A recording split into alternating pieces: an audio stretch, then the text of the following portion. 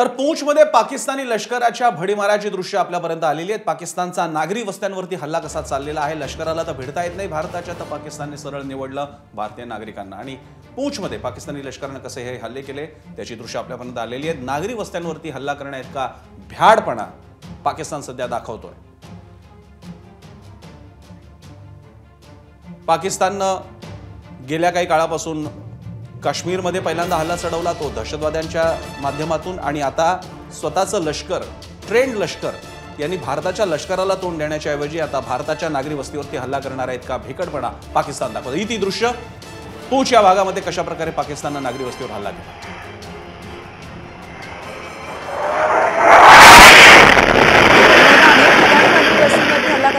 पाकिस्तानची ही जुनी खोड आहे की कुठेतरी नागरिकांवरती हल्ला करायचा आणि त्यानंतर अर्थात एका दृष्टीने वीकन करायचं। प्रश्न असा आहे, ज्या जम्मू काश्मीरवरती पाकिस्तान हक्क सांगतो तिकडल्याच माणसांना मारण्यात त्याला लाज वाटत नाही, हेच दाखवून देतो की पाकिस्तानला तिथल्या लोकांचं काही पडलेलं नाही ना जम्मू काश्मीरचं काही पडलेलं।